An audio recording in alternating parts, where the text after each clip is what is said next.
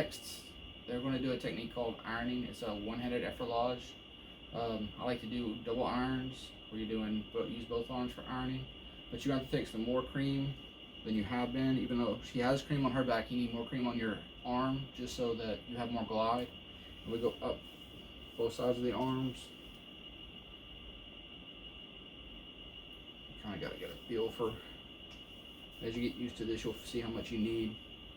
But what I start off doing is like I'm doing a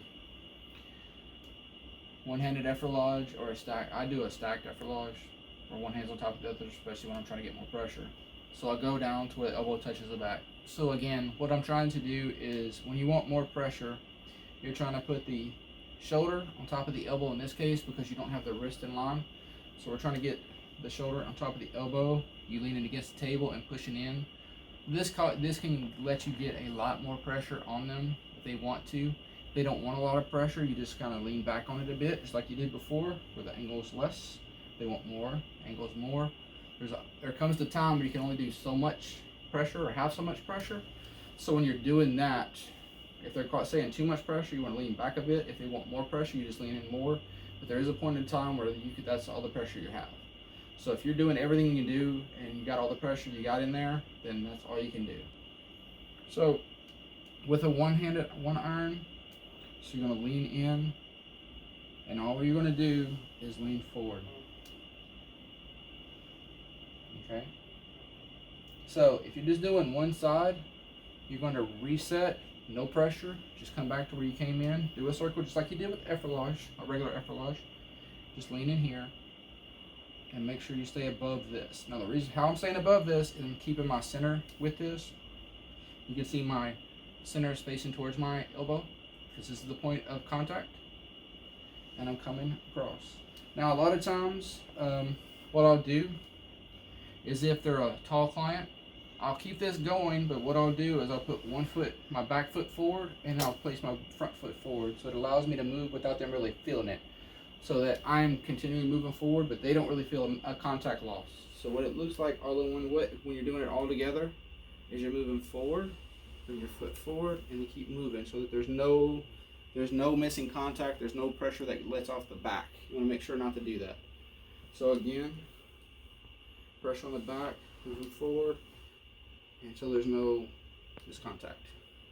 Also when I do this, not only am I doing it that way, I'm moving, but a lot of times when they feel like their traps need the extra work, I'll actually lean in a little bit more and let my elbow run right down cross fiber to the traps. As I'm coming across, I'm coming down, I'm moving. As soon as this comes in and out, if I'm going the other way, so as I'm going across here and letting the pressures off, what I'm going to do is I'm going to switch to a horse stance and switch back the other way going the other direction. And I'm going to use this other arm starting out, and I'm going to do the same thing in the opposite direction. Now in this case, you have to be careful to watch where your wrist and your hand are at. So when I'm coming across, as soon as my hand starts coming towards her rear end or her glutes, I start moving it out the way. Now the hard part with this is, since you're going down that lamina groove right through here, then as soon as it gets to here, I'm going to turn my elbow. But as I do this, I want my elbow to go in the straight line. So my elbow keeps going in the same direction. So we're making sure that elbow stays in that lamina groove. And again, when it gets to around that QL, I kind of lean in if they need the extra pressure. And I do the same thing again, switching back the other way. Ironing. Switching off, come the other way. The other important thing about ironing is you want to try to make sure that your wrist is loose and not tight. The tendency is when you tighten your wrist up, all the surface area is going here instead of relaxing and being more across the back. So you get more surface area if your wrist is loose. You're trying to get out of the way, and you lean into it just a bit. And go the other way. And it should look like this. And again, we're doing a lot of these, but for the sake of the video, but we want to do this about 3, 4, 5 times at the most. 3 times always, 3 is always a good number. If you feel like they need more, you can give them a little bit more.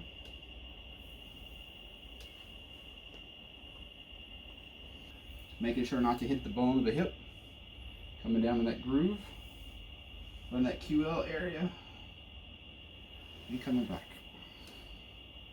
Same thing here. Staying in that groove, coming down, letting go, coming back. Making sure the pressure is on top at all times, and making sure I'm getting off the spine.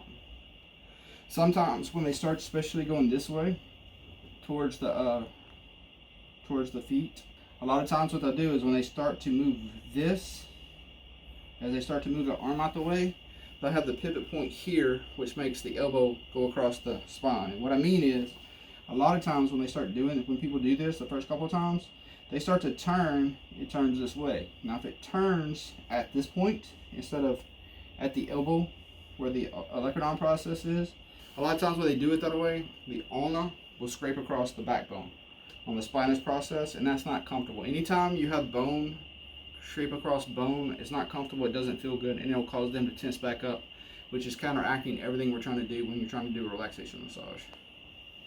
So you're going to make sure that it comes across.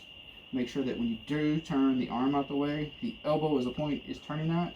That's the pivotal point, and it's getting out of the way, but the elbow is staying in that lamina groove at all times.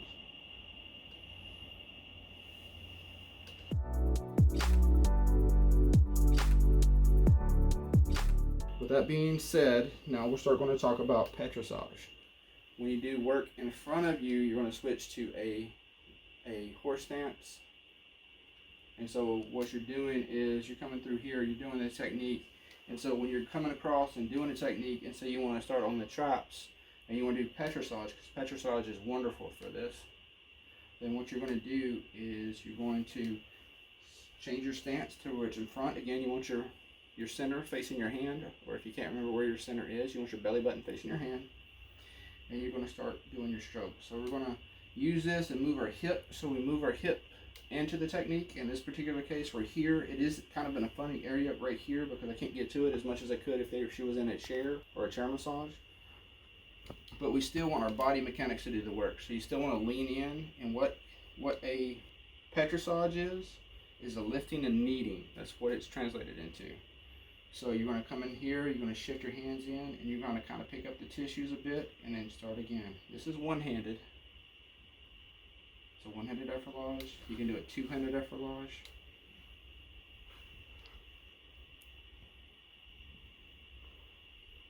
And with each stroke, you're always trying to see what you're feeling with your fingers. You always want to be sensitive, be in the moment, be mindful, which we'd already talked about. When you're in the moment, you can feel more and you can concentrate on what you're doing. So when I'm doing this, I'm trying to see if I'm feeling any knots, any adhesions, anything that I need to take care of, anything that I need to stop, and start seeing what it is, tight muscles, trigger points, anything like that. Now for me, when you start doing this, you'll start seeing me. I have a tendency now. I hurt my thumbs really bad in massage school. I mean, for lack of a better term, I blew out my thumbs where I couldn't do more than, by the time I got through clinicals, I couldn't do more than 1 or 2 massages a day without hurting really bad and not being able to move my hand. So I've had to change my massage. So with that sense of protection, sometimes you're going to see me do a petrissage, and you'll see me back up my thumb with my fingers. Now it doesn't feel that much different to her, but it helps me not to put so much pressure with my thumb where I'm dragging my thumb along the way. So this is petrissage, two-handed petrissage. You can back it up with your thumb. You back your thumb up with your hand. And again, we're not trying to grab and lift. We're just trying to move the tissues and see what we feel.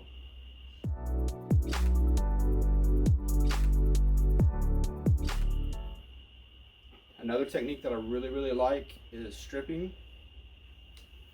Now with stripping, what I do, and particularly this is one area I love to strip, and it helped a lot of my clients do like it too, but I'll take my fingers and I'll run it along that infraspinous process of the scapula in the supraspinatus, and I'll pull it along.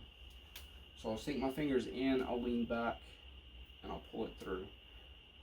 Now this particular client, Ours is tight, so I don't want to go super deep because I'm going in as far as it'll let me. But this feels really good towards people. I find a lot of success with it. I start up front and I just start pulling and leaning back. So you're not seeing me pulling back a lot because you can't handle a lot right now. But the more I want to pull, the more I lean back and push into that back foot. And now I'm back into more of a reverse or a sense of that lunge stance, pushing back towards my back foot to create power.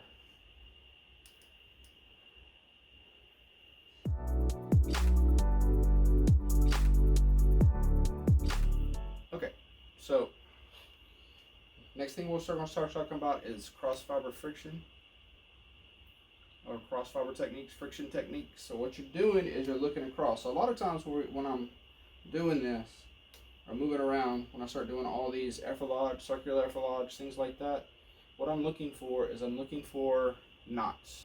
I'm going through and trying to be sensitive and trying to sense or feel with my fingers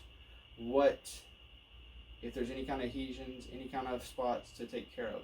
So if I run across a knot or a trigger point or something like that, a lot of times what I'll do is I'll start doing friction techniques to try to see if I can work out the kinks, as it were. So when I run across something, I'll usually stop and I'll start making either small circles with my fingers, which is circular friction. Cross fiber friction, in this case, if I think it's the traps run, the fibers run this way. So cross fiber, we're running perpendicular to that. So if I had a knot, which I do right here, I'll go side to side, trying to see if it'll let go.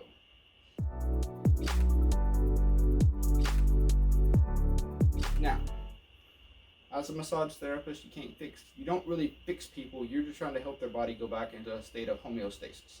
So we're trying to relax the muscles. So if you come across a knot and you rub on the knot for 10, 15, even 20 seconds, which is going to get a lot, if it's not going to let go, it's probably not going to let go right there. A lot of times too, we don't want to sit there and create a lot of power and just punch through a knot or push through a knot, even though you might get that request from time to time. I find most of the clients don't like sustained compression, pinpoint compression like that. So I try not to do that. So I try to come across, I'll see if I can do some friction on it, try to rub the knot out a bit. If it doesn't, then I'll try to go back and soothe it and see if it'll come out. Sometimes it will, sometimes it won't. There's not much you can do about it. It's whether their body is ready to let go. If their body's not ready to let go, we can't force it to. So what we're trying to do is we as massage therapists are trying to work with our client's body to see what we can do to help it let go. It may not let go this time, but it may let go another time. It just depends on what they're doing. A lot of times when they start feeling better, they'll start holding themselves better, or they'll start paying attention better, or start taking care of their bodies. They may start doing yoga, they may start doing their stretches, anything like that you suggest.